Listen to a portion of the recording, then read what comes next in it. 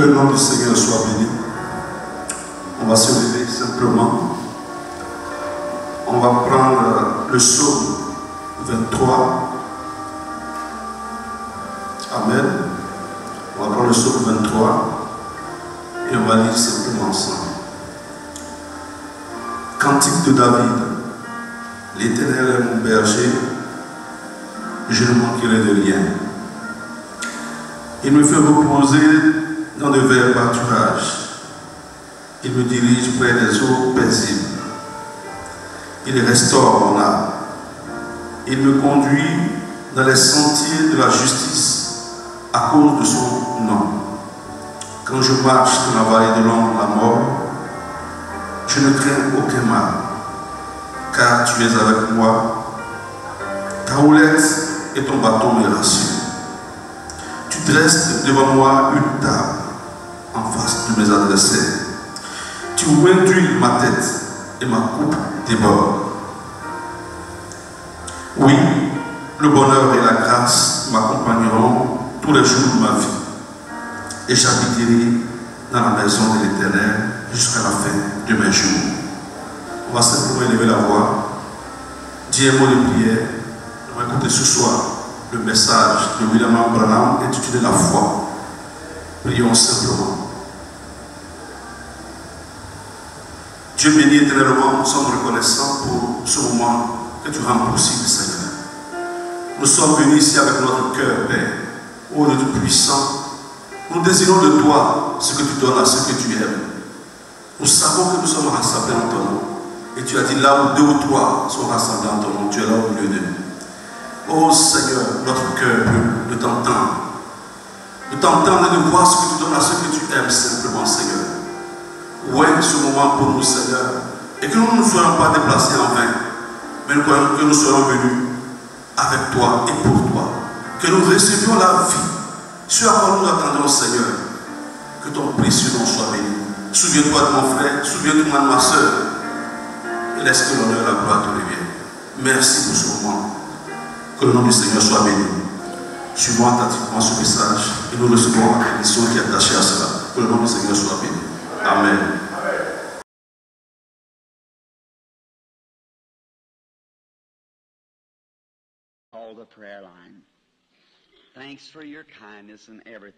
Merci pour votre gentillesse.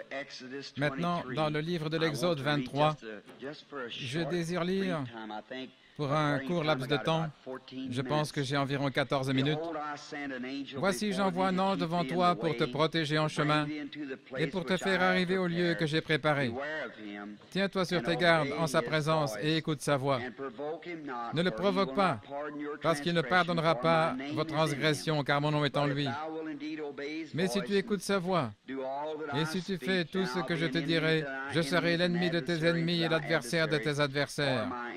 Car mon ange marchera devant toi et te conduira chez les Amoréens, les Hétiens, les Phéréziens, les Cananéens, les Hiviens et les Jébuséens, et je les exterminerai. Tu ne prosterneras point devant leurs dieux, et tu ne les serviras point. Tu n'imiteras point ces peuples dans leur conduite, mais tu les détruiras entièrement, et tu briseras leurs statuts. Vous servirez l'Éternel votre Dieu, et il bénira votre pain et vos eaux, et j'éloignerai la maladie du milieu de vous. Maintenant, inclinons la tête et parlons-lui un instant. Maintenant, notre Père, c'est avec une sainte révérence que nous venons devant toi pour te rendre grâce et te louer pour tout ce que tu as fait, sachant que nous sommes indignes de chacune de tes bénédictions. Et de penser qu'il y a maintenant quelques années, j'étais éloigné de toi et je ne te connaissais pas. Mais ce soir, tu m'as aimé et tu nous as rachetés d'une vie de péché. Et maintenant, tu nous as introduits dans cette grande communion, les uns avec les autres, alors que le sang de Jésus-Christ, le Fils de Dieu, nous purifie de toute iniquité Et tu m'as donné la grâce et l'amour devant tes enfants, et combien je les aime, Seigneur. Et je te prie de les bénir. Bénis cette petite église, Seigneur, ainsi que toutes les églises qui sont représentées ici à travers la nation. Et je te prie de bénir Frère Bosé qui est ici, Seigneur, alors que ce jeune frère a loyalement fait de son mieux. Il a tenu bon, il a travaillé dur. Et je te prie de les bénir ainsi que son aimable assemblée. Donne-lui avec surabondance et de voir la faim qui est dans son cœur, ô Dieu. Il a une effusion, il a une vision de l'effusion de l'Esprit à Chicago. Et à ce qu'il paraît, il ne peut tout simplement pas lâcher prise. Il est déterminé à voir la chose s'accomplir, car cela brûle dans son âme. Oh Dieu, puisse cela venir rapidement et que le désir de son cœur lui soit accordé. Qu'un réveil balaye cette grande ville, Seigneur, d'un bout à l'autre, comme dans les jours d'autrefois, et qu'il y ait un feu du Saint-Esprit qui brûle partout dans la ville, accorde le Seigneur, et qu'il y ait un réveil et qui fera que des milliers et des dizaines de milliers viennent à Christ, accorde le Seigneur. Bénis ce précieux peuple et bénis ton serviteur maintenant, alors que je vais à d'autres endroits, outre-mer, si telle est ta volonté, et puisses-tu garder ce peuple dans une paix parfaite, accorde le Seigneur, et puisse leur cœur être rempli d'amour, et que les autels soient pleins de feu, et que cette petite église croisse et prospère dans la grâce de Dieu, et que de grands signes et prodiges se déversent dans cette église, Seigneur, afin que les gens sachent qu'il y a ici dans cette ville un phare de Dieu. Maintenant, si j'ai trouvé ta faveur, Seigneur, je te prie d'exaucer ma prière et accorde ces choses au nom de ton Fils Jésus-Christ. Amen.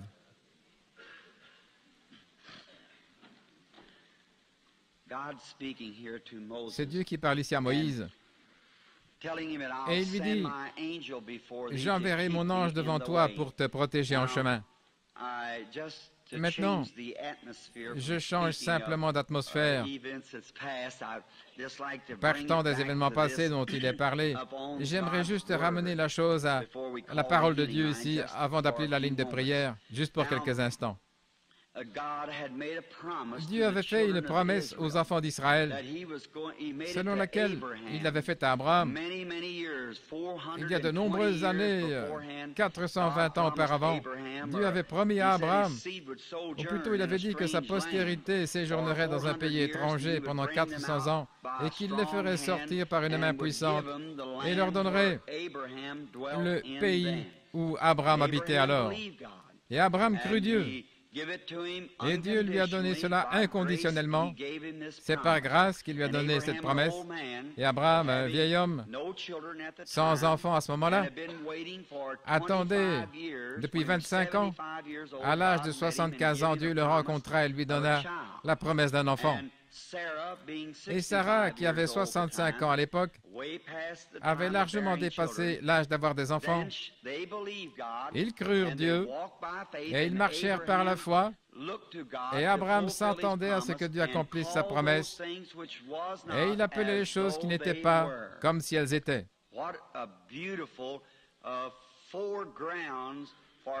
Quel merveilleux avant-plan pour le christianisme. J'aimerais que vous voyiez cela, que nous sommes les enfants d'Abraham. Dieu a promis de sauver Abraham et ses enfants sans condition. Je l'ai déjà au temps passé, je l'ai déjà fait. Vous dites, eh bien, j'aurais souhaité être un enfant d'Abraham. Vous l'êtes si vous êtes chrétien. Car nous qui sommes morts en Christ, nous devenons la postérité d'Abraham et nous sommes héritiers selon la promesse. Si donc nous sommes les enfants d'Abraham en étant héritiers, héritiers du royaume, héritiers d'Abraham, alors nous devrions marcher comme notre père Abraham a marché et appeler ces choses qui ne sont pas comme si elles étaient, puisque Dieu a dit qu'elles étaient. Voyez-vous, si Dieu a dit qu'elles sont, nous ne savons pas comment ça va se passer, mais Dieu l'a dit. Nous croyons donc tout simplement cela et nous allons de l'avant, marchant par la foi. Quelle vie merveilleuse! Pensez-y. Abraham, à 100 ans, malgré tant de déceptions, tant de chagrins, comme tous les chrétiens en attendant la promesse, mais cependant, la Bible dit qu'il ne douta pas par incrédulité au sujet de la promesse de Dieu. Bien des choses se sont passées, la famine, la détresse, et des choses sont arrivées. Mais Abraham n'a pas chancelé. Il croyait toujours que Dieu lui a donné le bébé. Et quand le bébé est né, et qu'il est devenu un jeune homme, peut-être de 15-16 ans, Dieu a dit, « Maintenant, prends cet enfant, monte à la montagne et offre-le en sacrifice. » En d'autres termes, « Abraham, j'ai fait de toi un père des nations, maintenant tu as environ 120 ans, et voici le garçon, la postérité, tu l'as attendu 25 ans, je vais toujours faire de toi un père de nation, mais je veux que tu prennes et que tu détruises le seul fondement même que tu as maintenant. Je t'avais promis l'enfant et le voici. Je veux que tu te débarrasses de cet enfant. Voyez-vous ce que je veux dire? Et comment va-t-il être le père de beaucoup de nations, puisqu'il a attendu tout ce temps cet enfant, et ensuite Dieu lui dit d'aller offrir cet enfant.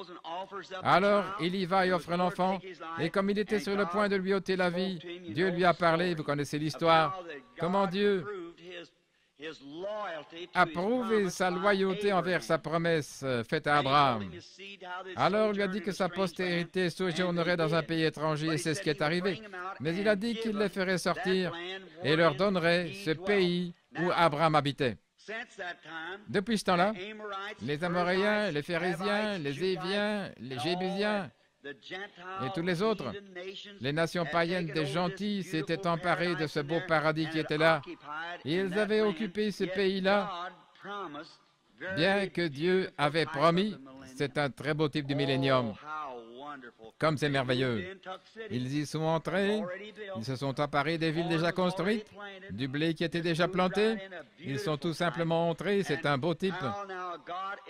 Et maintenant Dieu se prépare à accomplir la promesse qu'il avait faite à Abraham 420 années auparavant. Les ennuis ont commencé. Et alors Dieu a envoyé son ange et il a dit à Abraham, ou plutôt à Moïse, j'ai promis à Abraham de lui donner ce pays. Et je l'ai promis à sa postérité. Et vous êtes la postérité qui allait bénéficier de cette promesse. Et maintenant, ces différentes nations sont toutes établies sur cette terre. Mais je vous l'ai donné. Remarquez l'ordre des Écritures. Je te l'ai déjà donné. Elle t'appartient. Maintenant, va t'en emparer. Vous saisissez? Maintenant, je vais envoyer mon ange devant toi. Et il va préparer le chemin. Et j'enverrai les frelons devant toi. Et ils chasseront loin de ta face l'ennemi. Et j'enverrai ma terreur devant toi. Et cela fera que la crainte s'empare de ce peuple. Maintenant, suivez, il y avait un pays, c'était comme si Dieu était descendu là et avait envoyé un fléau pour exterminer tout le monde, en disant, maintenant les maisons sont là, entrez-y et enterrez les morts. Ou bien, il avait envoyé une tempête là pour les faire fuir. Mais au lieu de ça, il a dit, je vous ai donné le pays, et maintenant vous avez quelque chose à faire. Eh bien, la promesse vous appartient, le pays vous appartient, je vous l'ai déjà donné, maintenant, allez et prenez-en possession. Je ne vais pas tout vous donner en une seule année. Si je vous donne tout en un an, alors les bêtes sauvages, a-t-il dit, viendront et se multiplieront contre vous. Mais au fur et à mesure que vous progresserez et que vous pourrez vous emparer du pays, je vais vous le donner au fur et à mesure, selon que vous en serez capable. Quelle chose merveilleuse pour la guérison divine. La promesse vous est donnée. C'est par ces meurtrissures que vous avez été guéris. Cela vous appartient par promesse. Et nous devons entrer et nous en emparer. Peut-être que vous ne pouvez pas vous emparer de tout en un seul coup. Peut-être que ce soir, vous pouvez juste l'accepter, comme je l'ai dit ce matin, si vous voulez un chêne et que quelqu'un vous donne un gland, vous avez déjà le chêne. Vous l'avez sous forme de semence. Tout ce que vous avez à faire, c'est de planter cette semence et elle va produire l'arbre. Donc, dès que vous avez la semence, vous avez l'arbre. C'est juste, sous forme de semence. La foi vient de ce qu'on entend ce qu'on entend de la parole, et quand vous entendez que Jésus-Christ est le guérisseur, qu'il est ressuscité des morts, qu'il manifeste de nouveau sa vie, qu'il a guéri les malades, vous avez déjà votre guérison sous forme de semence. C'est juste, c'est déjà à vous. Là, la foi vient de ce qu'on entend. La seule chose que vous devez faire, c'est chasser les Amoréens et les histoires comme les jours des miracles sont passés et tout ceci, et allez vous emparer du pays, c'est tout.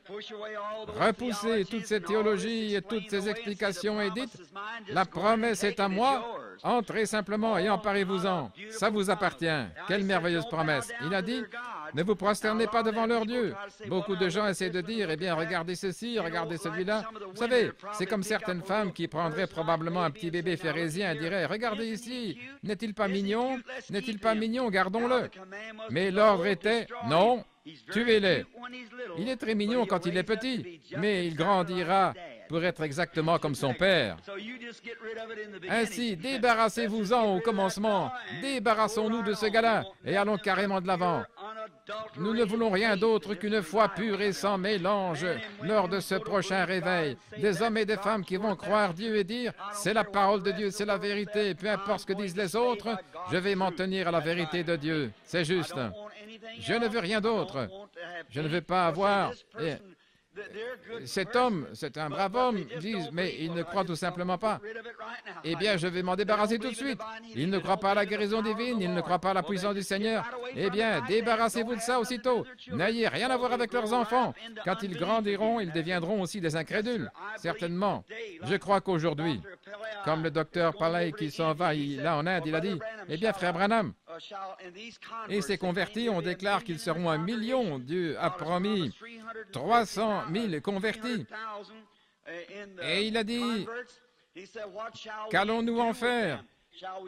Devons-nous les amener tous à l'église anglicane? J'ai dit, si vous commencez avec votre organisation, vous allez bâtir encore la chose sur des grands personnages de cette terre et vous aurez la même chose que nous avons maintenant. Ne bâtissez pas sur une organisation ou une personne, mais bâtissez sur Jésus-Christ. C'est de lui dont il est question. Placez ça sur Christ et que toutes les dénominations, quelles qu'elles soient, regardent à ce serpent d'airain qui a été élevé dans le désert et que les hommes regardent et vivent. S'ils se mettent à regarder à leur Église, combien son accroissement est rapide, combien elle prospère matériellement, bien vite ils détourneront le regard de ceux-ci pour les tourner vers cela. Regardons ici et oublions ça. Regardons vers le haut. Il a dit, je vous donnerai, non pas au passé, mais je vous ai donné. Amen. C'est au temps passé. Je vous l'ai déjà donné. Maintenant, entrez-y et emparez-vous-en. Et quand ils sont arrivés à Kadesh-Barnéa, c'était le grand siège de jugement du monde à cette époque-là. Il y avait là un grand puits et plusieurs petits puits, le type même de l'Église, de la grande Église au ciel, avec ses petits affluents ici-bas sur la terre, produisant ces petites sources d'eau qui bouillonnent jusque dans la vie éternelle.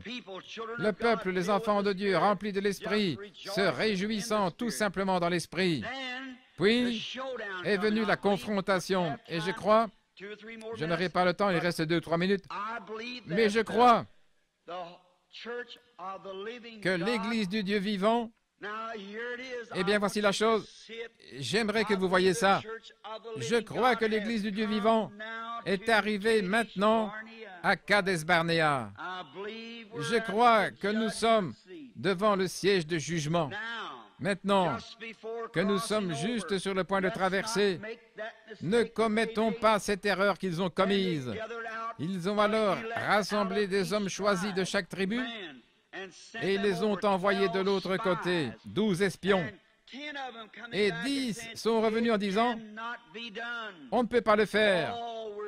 Oh, nous sommes que des sauterelles à leurs yeux. Leurs villes sont fortifiées, c'est un pays de délices, tout en doutant de la promesse de Dieu. » Ils ont dit, c'est un pays de délices. Mais ils ont dit, nous ne pouvons pas nous en emparer parce que nous sommes trop petits. Ils ont des grandes villes fortifiées, des géants, et nous paraissons comme des sauterelles. Mais il y avait là 2 personnes, Josué et Caleb. Eux ne considéraient pas combien les murailles étaient grandes, combien les hommes étaient grands. Ils regardaient à ce que Dieu avait dit. Ils ont dit, nous pouvons nous en emparer, c'est juste. Et en retournant, ils ont ramené une évidence, des gros boisseaux de raisin ou des grappes de raisin. Ils ont ramené cela comme évidence que Dieu avait tenu sa parole. À vous, précieux peuple de Philadelphie, peu importe que le vent souffle, que la chose semble être comme ceci ou cela, ou le nombre de menaces qui viennent du monde extérieur, gardez votre pensée sur ce que Jésus a dit. Il nous a donné une promesse, ça nous appartient déjà. Peu importe combien l'opposition est grande, Dieu accomplira sa parole. Regardons la parole de Dieu. Elle est ici pour nous. Je vous l'ai déjà donné. Tout ce que vous demanderez en priant, croyez que vous l'avez reçu et vous le verrez s'accomplir. Tout ce que vous demanderez au Père en mon nom, je le ferai. Voici, je suis avec vous et toujours jusqu'à la fin du monde. Les choses que je fais, vous les ferez aussi. Et voici encore, si vous demeurez, oh, j'aime ce mot, demeurer, pas courir sans cesse ici et là, mais si vous demeurez en moi et que mes paroles demeurent en vous, alors demandez ce que vous voulez et cela vous sera donné. Si vous demeurez, j'aime l'Église qui demeure, pas vous? Constamment demeurer, Jésus est à moi. Vous chantez ce vieux cantique. Dieu a promis cela, cela nous appartient. Tout homme et toute femme ici a le droit maintenant même de réclamer sa guérison. Écoutez, que Dieu vous bénisse. J'aimerais vous dire quelque chose. Je sais que je suis long, mais j'aimerais dire cette petite chose. Je sais, et je veux que vous vous souvenez, que quelque chose est sur le point d'arriver. Je vous l'ai dit. Il y a une marche vers le haut qui arrive dans l'Église maintenant, voyez-vous. Ces choses que vous voyez maintenant seront des petites choses dans peu de temps. Quelque chose est en route. Et je dis ceci, par la puissance de la révélation de Jésus-Christ, nous sommes tous arrivés à un point avec notre doctrine, baptême, mais il y a une clé qui va ouvrir quelque chose. Il a vu le livre scellé de 7 sceaux. Daniel a vu la même chose. Et quand les tonnerres ont fait entendre leur voix, il a dit, n'écris pas. C'est ce qui était dans les Écritures, mais cela serait révélé dans les derniers jours. Nous sommes en ce temps-là.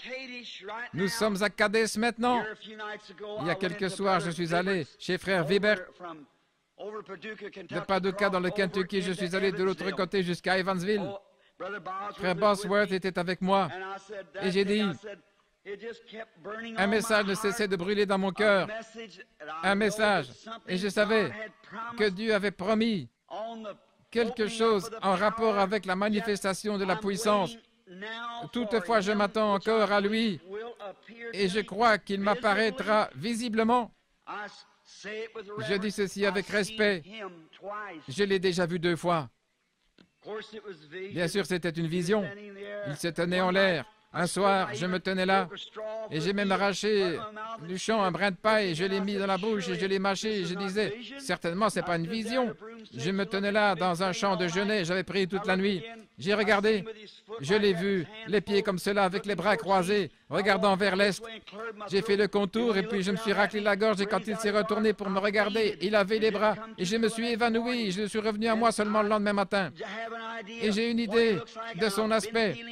Et ces derniers mois, je sens que je le verrai encore. Ici, très bientôt, qu'il révélera encore. Quelque chose est sur le point d'arriver. Oh frère, si je comprends bien, que Dieu me pardonne si je me trompe, mais voyant cela dans les Écritures, voyant que lorsqu'il est ressuscité et qu'il est monté au ciel, il a reçu un nom nouveau, un nom que personne ne connaît, alors je le vois venir dans sa puissance. Et j'ai dit, que personne ne me dérange aujourd'hui, laissez-moi tranquille. Et ce soir-là, à l'église de Frère Weber, j'ai prié, j'ai crié, j'ai appelé Billy et j'ai dit, quelle série de cartes de prière as-tu distribué? Nous en avons environ 25. D'un bout à l'autre de cette ligne, je n'ai rien pu voir du tout et j'ai regardé.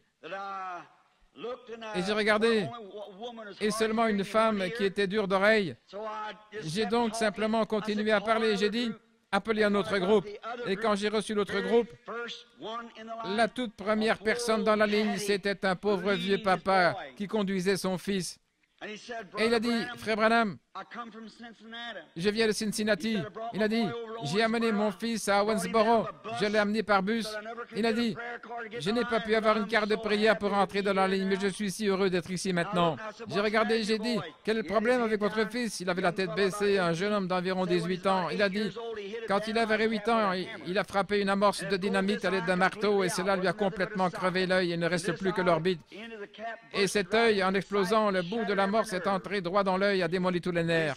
Il a dit, depuis que nous avons entendu parler de vous, nous croyons que Dieu répondra à votre prière si vous priez pour mon fils. Il était là, avec sa vieille veste sale, pas sale, je ne voulais pas dire ça, mais délavée.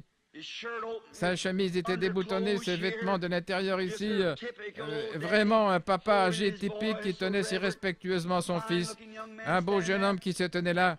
Et j'ai dit, eh bien, approchez, frère, et que je prie pour vous, et j'ai posé mes mains sur lui. Et j'ai dit, Père Céleste, je te prie, si telle est ta volonté, ô Dieu, d'avoir pitié de lui et d'ouvrir cet œil aveugle.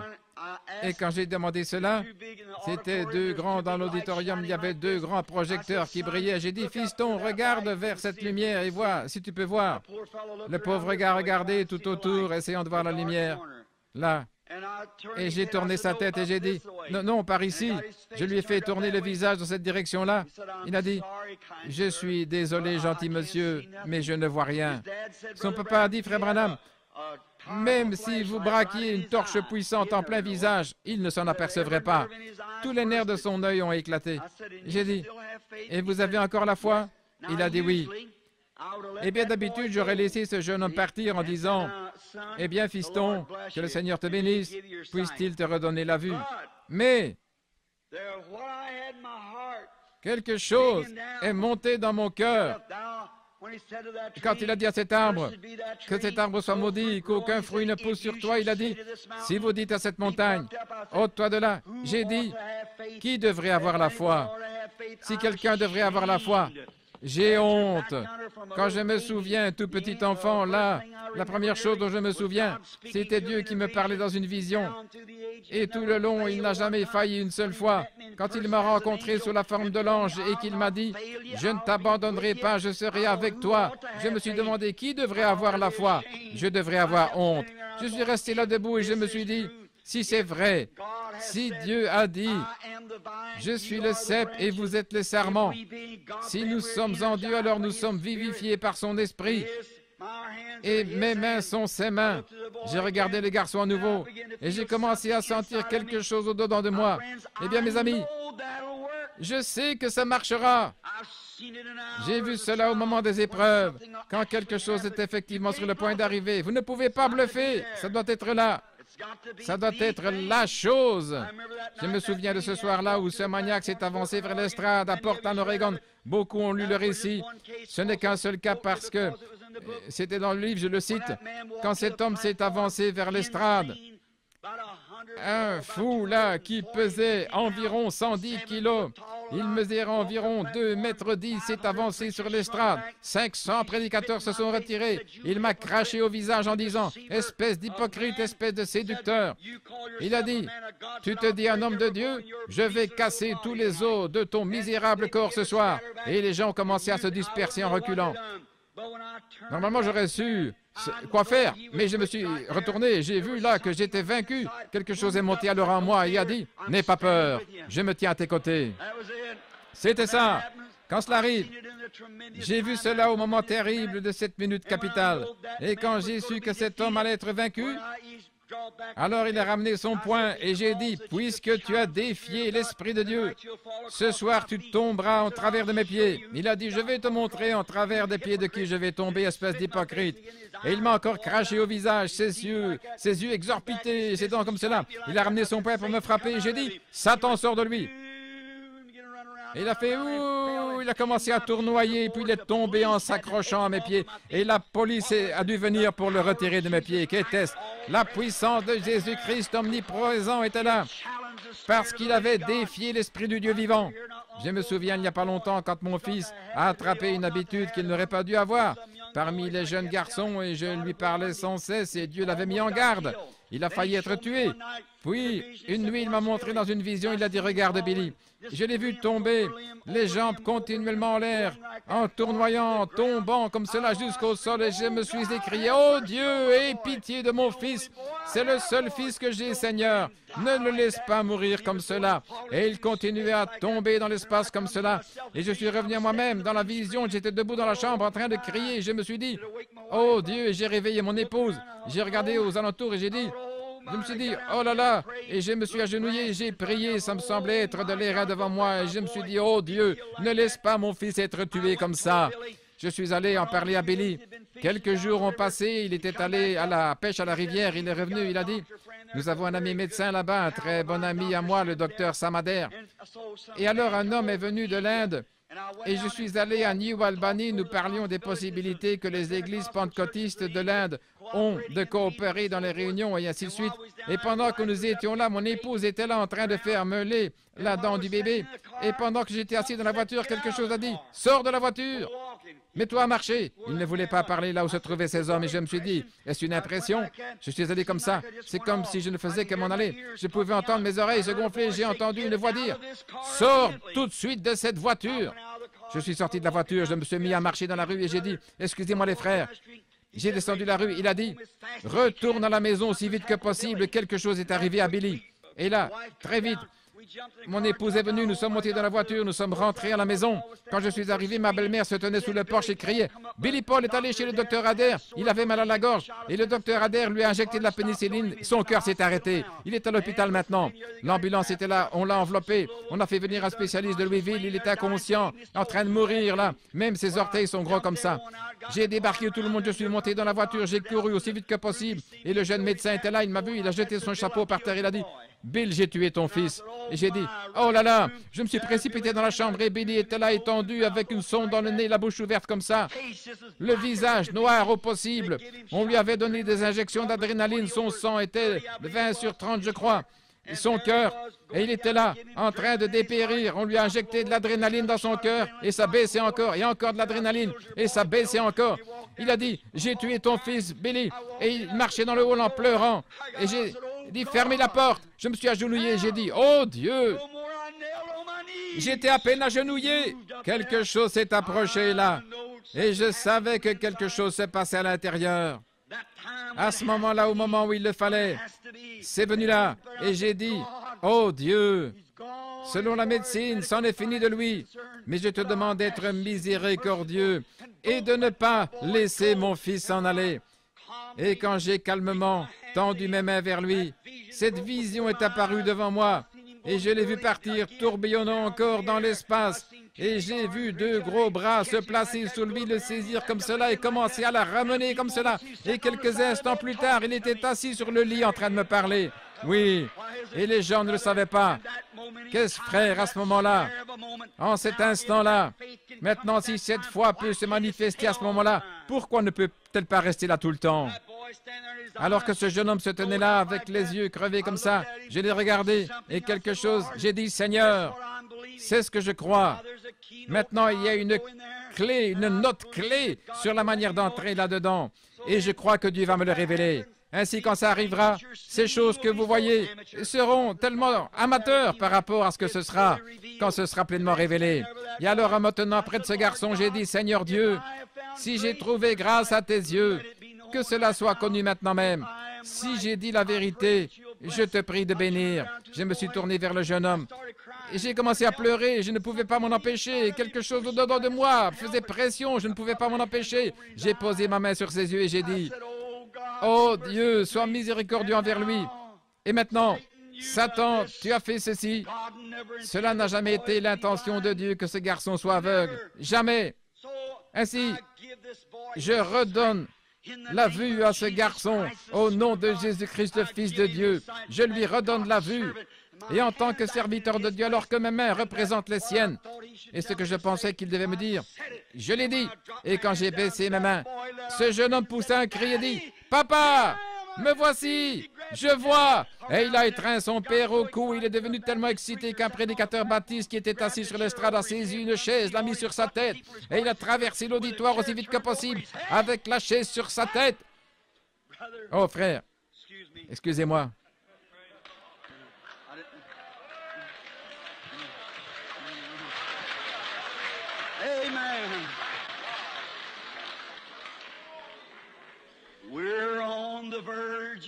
Nous sommes au seuil, frère. Quelqu'un est revenu de Canaan. Les raisins sont excellents. C'est notre pays. Dieu nous l'a donné. Nous pouvons nous en emparer. Dieu l'a dit, n'est-ce pas? Dieu a dit que nous l'avions. Il est à nous. Et nous vivons dans les derniers jours. Ne le croyez-vous pas? Il a dit, dans les derniers jours, j'enverrai la pluie en abondance comme cela. La pluie de la première et de la dernière saison tomberont ce jour. Et ce que les gens avaient autrefois, plus ce que Dieu va nous donner, c'est maintenant même tout proche. Amen. Je le crois de tout mon cœur. Et je crois que nous sommes dans l'âge de la bataille. Ne le pensez-vous pas? Ne reculons pas. Si les gens veulent reculer, qu'ils reculent. Mais nous allons de l'avant. Amen. Cela nous appartient. Dieu a dit, ça vous appartient. Maintenant, allez vous en emparer. Josué s'est levé. Il a pris cette épée à la main. Il est allé là de l'autre côté. Et juste avant qu'il ne franchisse les murailles de Jéricho, là se tenait un homme avec son épée nue dans la main. Josué a tiré son épée. Il a dit, es-tu pour nous? Ou bien, es-tu contre nous? Il a dit, non, mais je suis le capitaine de l'armée de l'Éternel. Absolument. Et je suis venu, et ils ont fait le tour de ces murailles, ont poussé un cri, et ils se sont emparés de la Palestine, parce que Dieu leur avait donné par promesse. Cela était à eux depuis le commencement, ils devaient tout simplement aller s'en emparer. La guérison divine, la puissance de Dieu vous appartiennent ce soir. Prenons-en possession. Cela nous appartient. Chassez tous les Cananéens, tous les Phérésiens, tous les Héviens, les Jébusiens et tous les autres Haïts, et allons nous en emparer en ce jour. Amen, parce que le soleil levant est venu d'en haut avec la gloire et la bénédiction. L'aimez-vous? Inclinons la tête, Père Céleste. Mon cœur bat fort ce soir, car je sais qu'il y a quelque chose juste là-bas. Le soleil levant est sur le point de poindre maintenant. Et nous te remercions, Seigneur, pour cette grande bénédiction que nous avons. Et maintenant, bénis ton Église ce soir. Accorde-nous la grâce et la puissance.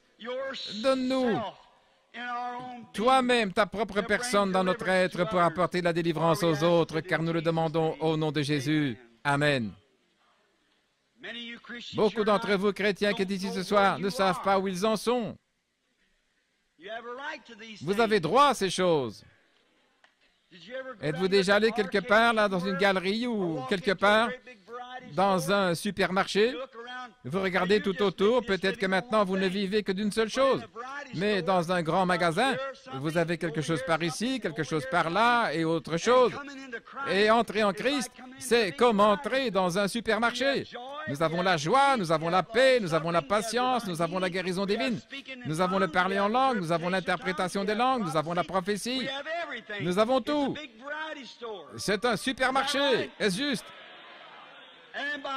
Et par un seul esprit, nous avons tous été baptisés dans ce grand supermarché, c'est juste. On a tout. Il se peut que quelque chose soit un peu plus haut, hors de votre portée, mais Dieu a un escabeau ici.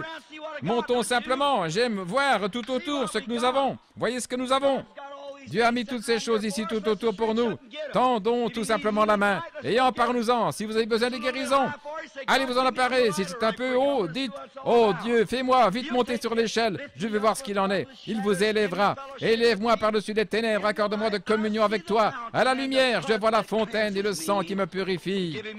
Et cela me donne ces droits que Dieu m'accorde. Amen. Excusez-moi.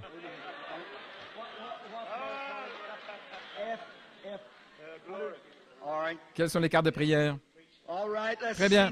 Voyons maintenant. Le jeune homme a dit qu'il avait distribué les cartes de prière F.